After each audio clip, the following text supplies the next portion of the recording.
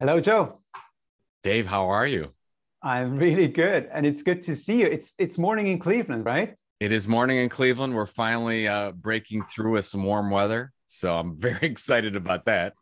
And your book is out. I mean, the new version of your book, Content Inc., is coming out in exactly 1 week from now.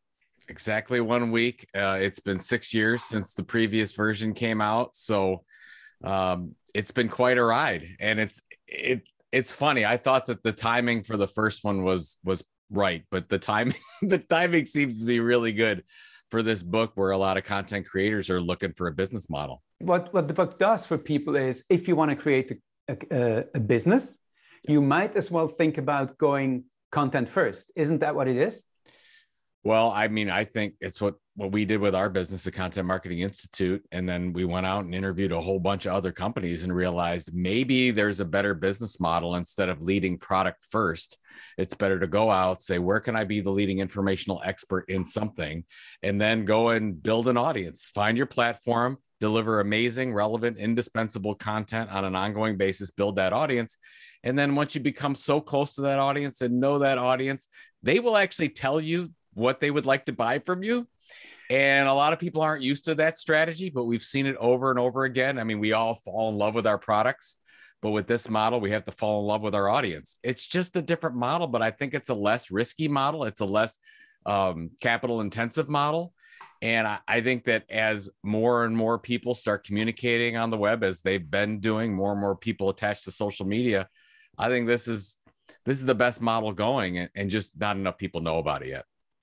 And the story has not changed. I was there at the first book launch. You said it was 6 years ago or 2016? 6 years, 2015, 6 years ago. Yeah. 6 years ago. So I was there in Cleveland on that very special day where you had I think it was a whole day event, which was all about this topic. And you interviewed several of the people that you wrote about in the book and things like that. So it was a complete experience. Like the whole Content Inc. movement started there. It was 6 years ago.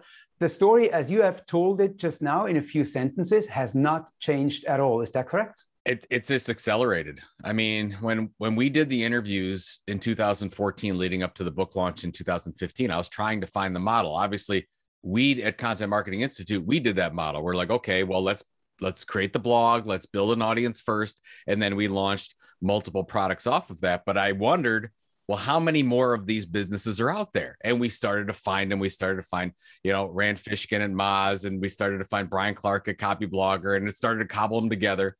But I didn't have enough case studies where I felt like this is the model. We had some. Well, now we went out and we analyzed hundreds of businesses from all over the globe, and we found that this is actually a thing, and it's accelerating, because especially as you get younger folks out there that are figuring out, okay, should I go to college? Should I start a business? They're launching businesses on Twitch. They're launching on YouTube. You've got people that are leaving media companies and launching on Substack, launching email newsletters and blogs. And I've never seen anything like it, Dave. I think that if you look at most businesses that are being launched right now, I would say that they're leaning this direction. They're leaning, hey, I don't have to launch with an expensive product. I can actually build an audience on one platform. And when I do that, I can monetize that audience in up to 10 different ways. And people are just learning this. And I think this is just going to continue to accelerate. All the numbers show that this is the business model of the future for most small companies. Listening to you, to your voice, but also to what you say, is like coming back home to my cradle, because for many years in my life, and it started around that time, it was 2015, 2016, when I also came to Cleveland twice to your event. That was where I understood that my history of being a journalist, a business writer, led to something else, because the handicraft was still the handicraft of the journalist, doing research, talking with people, coming up with a great story, telling it a little better than other people would. And that was still the handicraft. But what you showed us, and that was revolutionary in my life, thank you for that. I never told you that, but that was a revolution in my life, is that this can actually become important to businesses, in the sense that it's not just doing content and spending some money on content because your competitors do the same. But no, this could become marketing. And I mean direct marketing. It can lead to generating contacts that then lead to revenue. And that blew my mind. And that's what it is in your mind, right? Well, Content thank marketing. you very much. Yes, absolutely. I mean, we're talking about people launching businesses, but this model can be used for if somebody has 5 employees, 100 employees, 1,000 employees. I mean, you can do the same model. And the question is that, what do you want to be found for on the web? What is your expertise area? What do you want to be known for? How do you differentiate yourself? You can't differentiate yourself through advertising. It just doesn't work anymore. You can't differentiate yourself through direct mail. You can't spam people through email. You can't do it through billboards. How do you do it? You can deliver valuable, relevant, compelling content to a targeted group of people on a regular basis. Those people begin to know, like, and trust you. They start to share your information. They start to talk about you. You become well known in the industry. You build a community around that. And once you build this community of people that love you, you're in the driver's seat. You can sell more products that you have. You could launch new products. You could take it from being a small business to a fast growing, innovative enterprise. So that's where I think it's the secret that nobody's talking about, Dave. I understand why, because it is a new muscle. If you grew up saying this is the way businesses are supposed to run, and if you grew up in marketing and saying this is how we market, this is very new. It's like a new muscle you've never used before. And you've got to learn and say, oh, is this how consumers engage in information today? What happens when everyone is a publisher, which is what it is today? You need really good ammunition. How do you create good ammunition? You create the best information on the planet to a targeted niche. So there's a lot of these things that we're just not used to. So that's what's going to happen over the next couple of years. You're going to have a lot of chief executive officers, a lot of executives out there that are going to say, wow, I didn't know there was a better way. I didn't know there was a less capital intensive way to create a following. So here's a new model. Now, granted, it takes time. It takes time to do this. And that's probably the issue why a lot of CEOs are reticent from moving forward. But I mean, entrepreneurs usually, they have to give time. So maybe not the CEO. Maybe the CEO is too much, at least sometimes, in the day-to-day business, especially if that CEO is a hired CEO and is not the owner at the same time of the business. But the owner of the business, any owner of a business who does not give time for the business to grow, should be out of that business. Is that not true? Well, you have to have patience. If you're a publicly traded company on any stock exchange around the world, you're judged on your quarterly results. And what's happened is these large enterprises are so focused on the quarter. But look at the companies who are the most successful companies in the world. They've never been that way. Look at Amazon. Jeff Bezos and Amazon has never been focused on the quarter. He's always been focused on what's going to happen in 5 years. That's why Amazon is dominating the world. We have to do the same thing with this program. And what happens is, if most marketers, if you're looking at any marketing program, whether you're a founder or CEO, you're saying, okay, well, I want immediate results with your marketing. Well, this doesn't happen. You don't get immediate results anymore. You have to look at your marketing as a long-term investment. I'm going to invest in my customers. I'm going to invest in my audience. If we do that, you can be successful, because a content first approach, let's say you build on a platform like a YouTube, or you have a great email newsletter, it takes 9 to 12 months just to start getting initial feedback. And then you get to another 6 to 9 months, and then you're starting to figure out, oh, I see now. The people that we deliver regular information to, that we make their lives better in some way, they become better customers. They buy more from us. They stay longer as customers. Those are the things that you get to in the 18 to 24 month mark. But you have so many companies that stop. They get to 3 to 6 months and they think this is a campaign, and they stop doing it. And everyone else that's winning, that's creating these new innovations, are in it for the long term. They're like, I'm not in it for the quick hit. I'm in it because we're going to change the world in some way. And in order to do that, you've got to stick with your customers and help them every step of the way and be indispensable to them. And that's how you win. Yeah, you should do, of course, Dave, you should do that with any company. But if you're figuring out a short-term marketing idea that you think, oh, this is going to change, it's not. Short-term does not win anymore, unless I guess if you've got $1 billion to throw at it. So great. Yeah. Then you can afford to make all of it. If you got an unlimited budget for your marketing, throw whatever you want at it. You can make a lot of mistakes and still win. If you've got limited resources and limited budget, like most of us do, we just have to spend that money smarter. Yeah. So you mentioned Amazon, and I would say the Amazon of the small businesses, that's the Content Marketing Institute, the one that you built. You started in 2008, and that's important for the people who don't know you yet. I have found out, Joe, I can't believe it, but I have found out that not everybody knows Joe Pulizzi. In my world, it's amazing. Course, yeah, it is amazing. Too.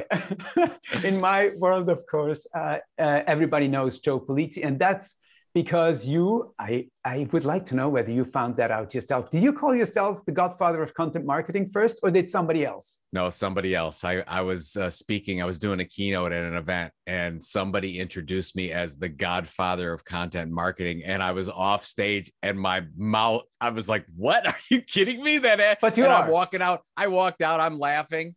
And then I got some feedback afterwards, and people were really into it. They like, that was so funny. Like, you should do that. And yeah.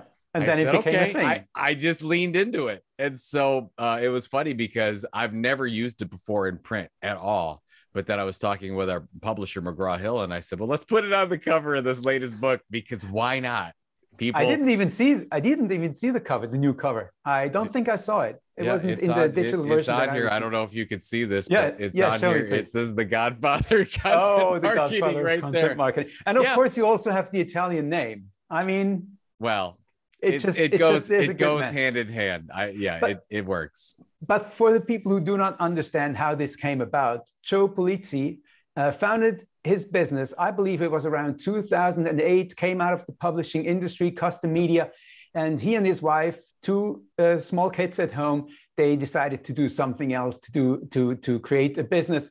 And at some point they were almost broke, but it was around that time that these guys found out that actually they should start talking about the different thing. And Joe, if I still have that correctly, you were thinking about inbound marketing, which was a thing that came from HubSpot at that time. And then you found content marketing, and then you went to Google Trends and you figured out that content marketing probably has more potential. At some point, you guys said, we're going to ride this horse. It's called content marketing from now on. And you built the Content Marketing Institute, a stroke of genius. Well, a lot of luck along the way too, Dave. So, okay, that's interesting to me. How much luck is there involved? Because you and Pam, your wife, you said from the beginning, if I am allowed to believe your book, that you wanted to create that business and sell it at the end and be done with having to work for money.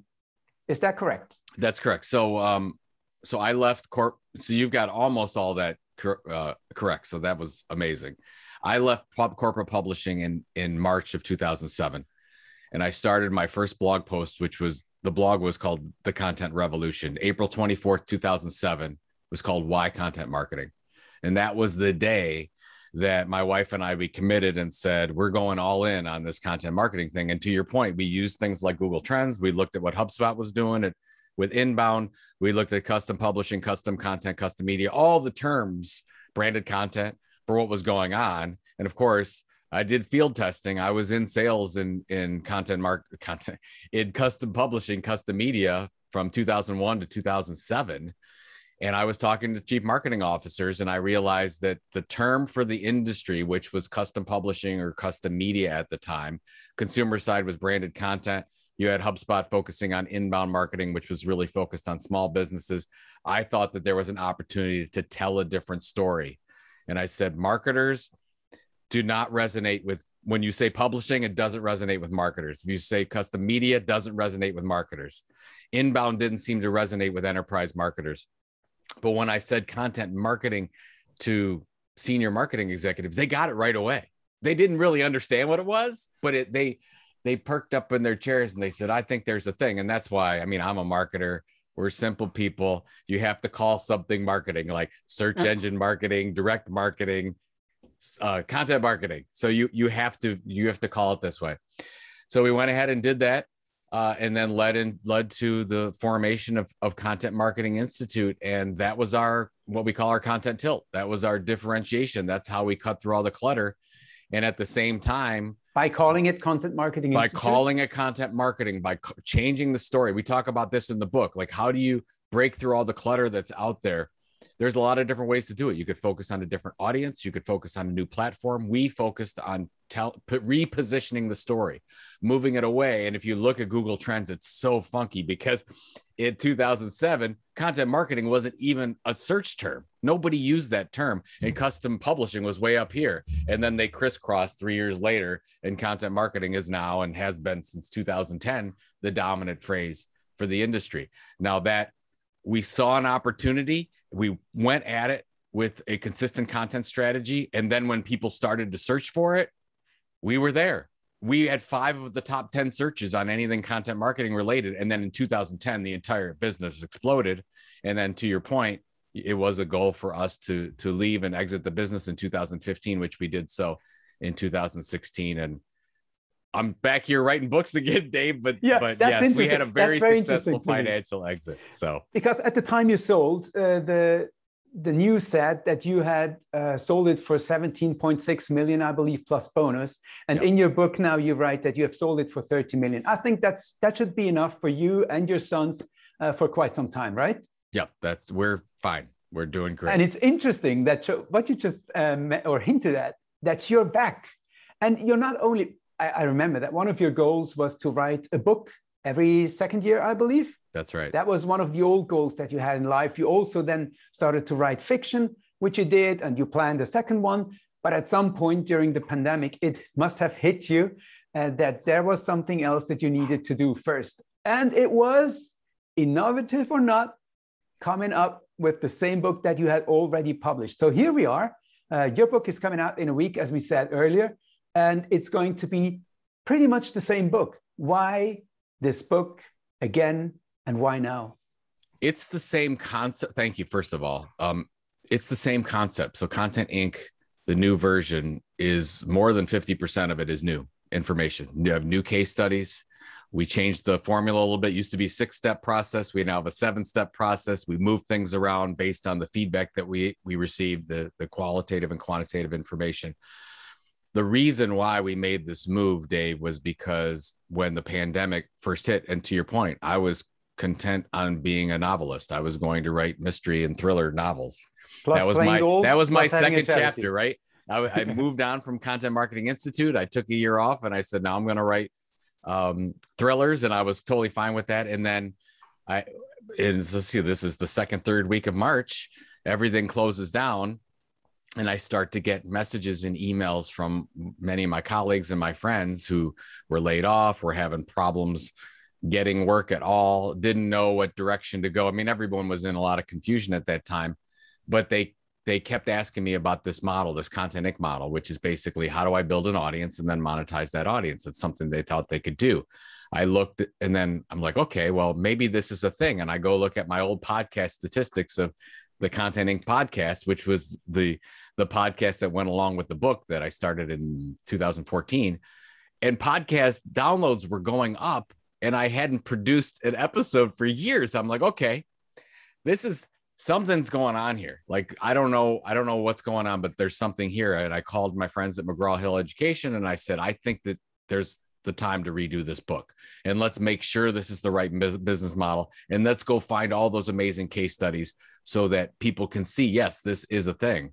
So we did that, started working on the book, did all the interviews, have a lot more global interviews this year, changed that model a little bit, but added a lot to it.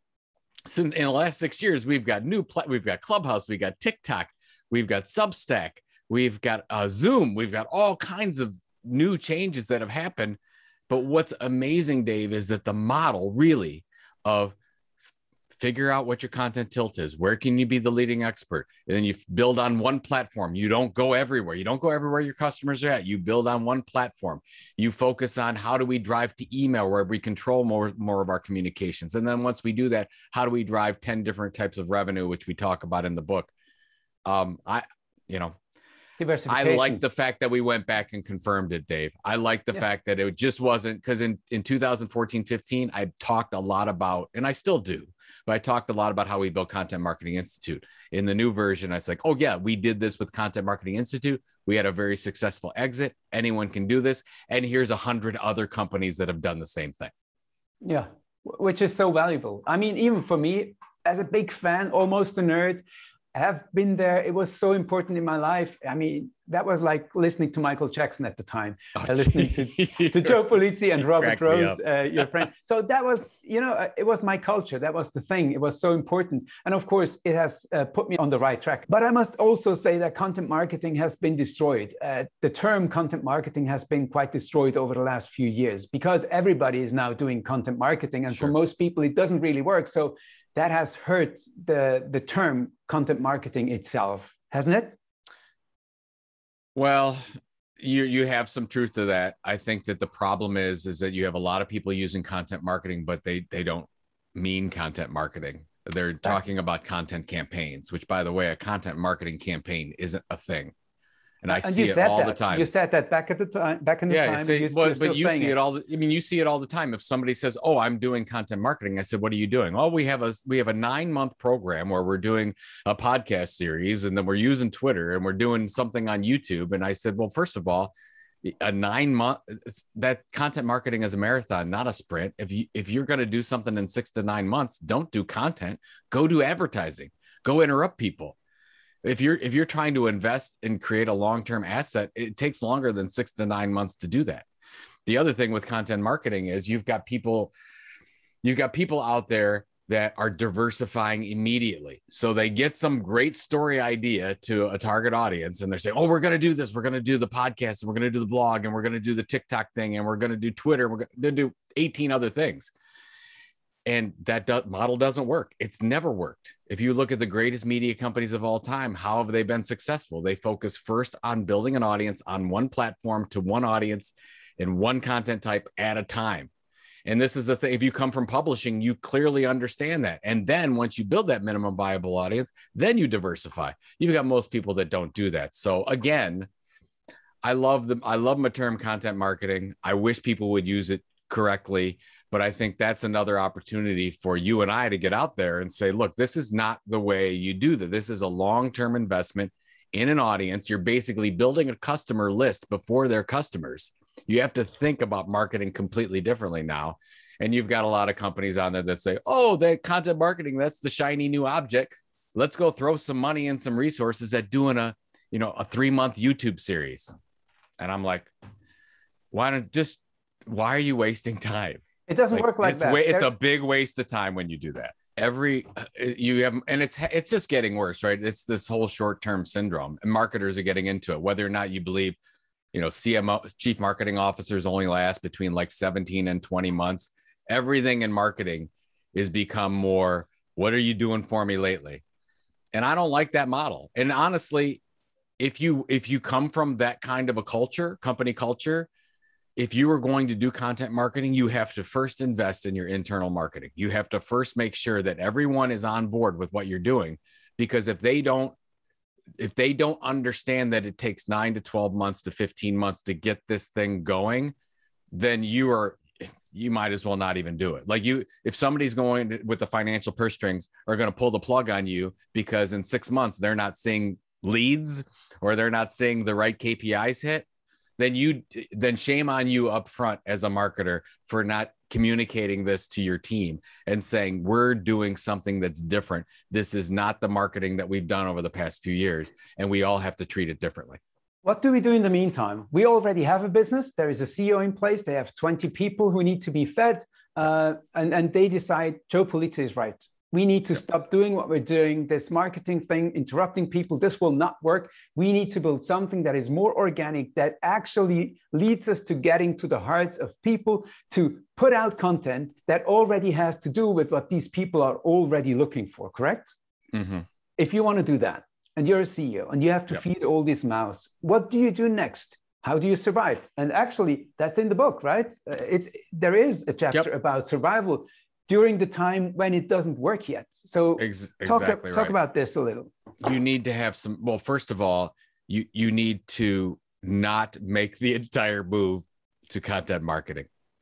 You can't do that, because let's say that you have whatever 100% that you're doing at the time, and you say, oh, I got this book from Joe Pulizzi and it works great, and I want to try it, and we're going to switch everything over to content. Oh, you're going to be in trouble. You are going to fail, because in the meantime, you've got everything in your organization set up, and probably your leads, your qualification system, and your sales team is all set up for something that you've been doing over here, and then you're going to move it over there. No, you don't do that. What you do is probably start with 10%.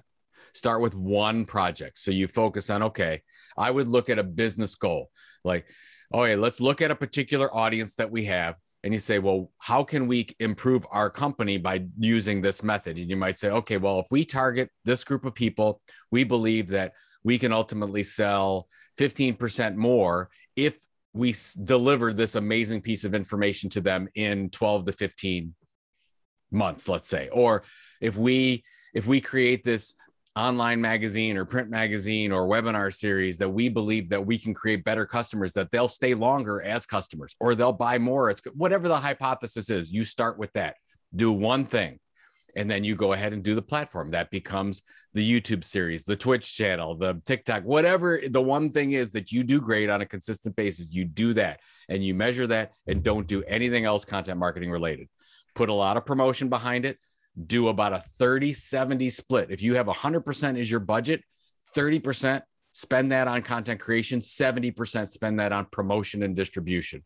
A lot of people get that wrong. They'll say, oh, we put all of our budget to content creation. I'm like, well, how do people find it? What do you mean by promotion? What is included in promotion? I mean, first, I would think of advertising again, but you probably mean something else. No, actually, I do believe some of that should be advertising. It should be. So let's say you create an e-newsletter, and you have some current customers that opt into that e-newsletter, and you've got 1,000 people that subscribed, and that's great. But you're like, okay, well, we have this great piece of content. Well, how do we get more people to engage in it? Then you treat your content like a product. You have to get that to an audience. So you might consider social media advertising, LinkedIn advertising. You might say, okay, how do we partner with influencers so more people can learn about this? And you do all the strategies you do, just like you were doing with your current product. You make sure all your employees know about it. Are your employees are some of your best marketers? Are they sharing it out with their contacts? Do all those things and have particular processes in place so that you can be successful. And a lot of people will say, oh no, we're all the budget's going to content creation. Oh, then that's fine. You can do that, but it's going to take a lot longer because you've got nothing behind that engine to put forward. Once you create a significant audience, it all works itself. You get organic people, you get more people talking about it, it all works. But when you're just starting out, you need an extra push because you get a lot of people that won't know that content exists. So in the beginning, you would say you need the push, because I remember that way in the beginning, you and Robert Rose, you always said that basically this could work without advertising. You said in this call that advertising is interrupting people and that doesn't really work anymore. But you also say that if we have great content, we could use advertising to have more impact with the content, which is already good. Is that what you're saying? Well, first of all, advertising can still be effective. I think it's inefficient. But advertising can absolutely still be effective. But so it can be effective. Go ahead. It can be effective, but it is too expensive. It is becoming too expensive. Is that what you're saying? Well, you have all these new tech platforms that they're running on advertising. Yeah. Now, I can't stand Facebook for organic, but if you're trying to market on Facebook and you use advertising, you can't it is amazing how you can pinpoint your audience on Facebook. LinkedIn is very pricey, but you can pinpoint the right people. Twitter, who knows, right? I like those platforms, not for product advertising. I like it for content-oriented advertising. So if I can go out there and I just created this amazing YouTube series and I want to let people know about it on Facebook, or let's say that I created this unbelievable ebook and I want to put it on Facebook and let people know about that and put some dollars toward that, I don't have any problem with that.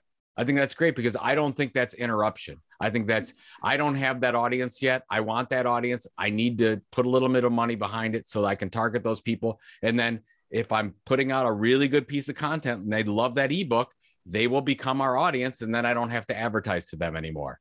They become one of our audience. So I like some portions of advertising when it makes sense. If you're advertising content, I think a better way to go is partnering with influencers, partnering with, where's your audience hanging out on the web? What bloggers, what media companies, what other influencers are already talking to them? Do deals with them. That's the absolute best way to go. And I would look at a combination of both of those to grow your audience. I have no problem with it. If you're just saying advertising only, I mean, you have to, if you're just going out there and you have an advertising only model, you have to make your money, your impact right away, because that advertising's then gone. Like you have to, it's going to be gone or whatever. Or you have to, like you used to do with print programs, you have to advertise over a long period of time to really make an impact. And sometimes that gets a pricey. And then at the end, what do you have? I don't know. I would rather focus that on actually building an audience so that you have an asset at the end of the day.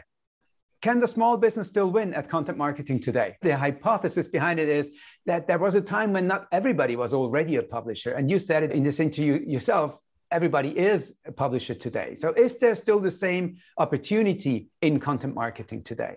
I think it's more than ever. See, it's funny because when I talk to people, they'll say, Joe, there's so much clutter out there. There's so much content competition. How can anyone break through unless they have a significant budget? So they'll say, oh, okay, we can't do what Amazon does. We can't do what Apple does. We can't do what Google does. I said, but at the same time, you have everyone is creating content. Everyone is a publisher, whether they like to believe that or not.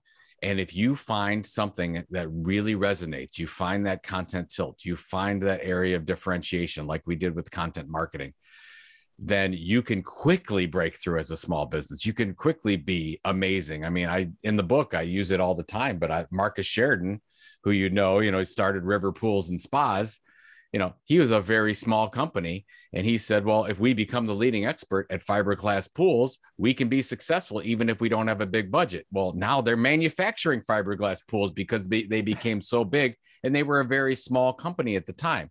So these things can happen. You don't have to have a big budget, but you have to have resilience. You have to have patience, and you have to break through with something unique. You have to have a hook. You have to find a seam and then bust through that seam as quickly as you can. So I believe there's more opportunity than there's ever been before, because everyone has a smartphone device. Everyone is on the web. Everyone is engaging in more content than they've ever been before. And you have to figure out, how do you become part of their lives on a regular basis with content they want to engage in? Small companies can do that maybe better than large companies, because there's so much politics in large companies. A small company, a small CEO can make a decision. You could say, we're determined, we're going to do this, we're going to be the leading experts in this, and they make it happen. And we're going to stick to it, even after 3 weeks when no new leads came through that program. Exactly. I hope so. Is that the best advice that you would give to progressive CEOs with, let's say, a business of 5 to 100 people staff? Is that the best advice that you can give? I would say, what is the area where you can be the leading expert in the world to the audience you're targeting? And I would take that question seriously. I mean, we used to do workshops all the time where we said, okay, I had a bunch of marketers in the room. I said, okay, marketers, let's take all the content that you create, all your white papers and your ebooks and your email newsletters and your videos, and take it and put it in a box and pretend that you were taking that and then shipping it out, and it's gone. And I said, but would your customers even notice? Would they even know that and the honest truth is, Dave, is that most of those marketers had to be honest and say, nobody would care. Exactly. Well, we've got a problem. Well, if you're a progressive CEO and you say, look, we're trying to make an impact on our customers with the products and services we sell, but we as equally have to make an impact on our customers with the information and how we communicate with them. What's the level of love that we need for our customers? Is it love? Could it be, I just like the person? Could it be, I just want to make some money? Well, I mean, you can be successful by just making money, but what's the fun in that? Why don't we help people and make money at the same time? I mean, I don't know if it's love. I mean, you could say it's love. I'd say it's help. I mean, I would, the customers that we talk to on a regular basis, me personally, what I want to do is I want to help them live a better life in some way, get a better job, something happens. If they end up buying a product and service from us because of that, great. If they end up not and going on, that's fine too. It wasn't meant to be. But how can I positively impact as many people as possible? And if you do that as a progressive CEO, you will see more product and service sales that you could possibly imagine over the long term. I think that's the absolute best way to do it. That's what Amazon ultimately did as well. People just don't look at it that way. I mean, how did Prime even come into existence? They gave away all this content for free. They're building this relationship over time. You get so sucked in with all those amazing stuff that Amazon is giving us. And oh, by the way, we're buying everything in Amazon now. You just didn't realize that's what they were doing. Yeah. So I think we can do the same thing as progressive CEOs and look at it that way. You just have to be patient. You have to know this is a long game. If you're in it for the short term, this is not the model for you. The long term absolutely is for innovative companies. And progressive CEOs with 5 to 100 staff, how can they benefit from you and your knowledge and from your expertise around this model that you created beyond the scope of just buying and reading the book? Well, I think it creates a culture change if you do it right, because what will happen is if you follow the model and you follow some parts of the model, what it does is it changes the focus on what you sell as a company to who your customers are. And a lot of companies don't do that. Like if you go and look at, and you know this because you deal with these size companies, Dave. I mean, look at their mission statements. In a lot of cases, you'll go in and you'll look at their mission statements and it's all about them. We sell this, this, and this to this market. And we're the leading experts in this because we do this. What I want to see is I want to see a mission statement that says, we serve these customers. Who do we, by delivering what value to these people on an ongoing basis? And we believe if we do this, we'll be successful as a company. That's a big difference. And when I go into companies that have that outward focus on audience and outward focus on customers, they're way more successful than an inward focus on, we've got to sell these products. We've got to get these leads. We got to do this as fast as possible. We got to hit these numbers, instead of saying, how do we help Judy, and how do we help Tom, and how do we help Bill, and how do we help those people and communicate with them on a regular basis? It's just a different way to go. And I like those businesses over the long term. Those are the ones that are going to change the world. And you're helping these businesses, but how? Right now we have a book. You have a newsletter that comes out twice a week. Your new business is called The Tilt. Yep. The Tilt, I'm right? All in. Yeah, exactly. Thank you. You're back in it, but can we hope that there will be some training programs by Joe Pulizzi someday? Is there going to be the Tilt University or something like that? Will we fly to Cleveland again and see you in person and learn from you in person? What is Dave, going to happen you're moving ahead of me on this one. So, but yes. So when I made the decision to redo the book, I said the book is not enough. So we created the company called The Tilt. So thetilt.com, you can get all this information 2 times a week, and we break down what's going on with content creation so that you can use it for your business. So yes, doing that. And then in the fall, absolutely, we're planning more formal training and education. So that's all the farther we're going. So we're doing that right now. And we've got our own creator coin, which is Tilt Coin. We're doing all kinds of stuff, trying to figure out what makes the most sense for creators. And I'm back in the game. I'm all in, trying to help as many people as we can. So, but yes, education in the fall for sure. Yes. That's so good to hear. Joe Pulizzi, thank you very much for taking the time. That was a wonderful interview, and all the work that you have done in your life already has been wonderful to me. The impact that you had in my life so far, man, you cannot know how much that was and how much it means to me. Say hi to Pam, your wife, as well, because I know that she's behind the scenes and she is a big part of what you achieve in life. She lets me have interviews with you like this, so she gets all the work done in the background. But Dave, thank you so much for all your support. It means so much. Thanks, and talk soon.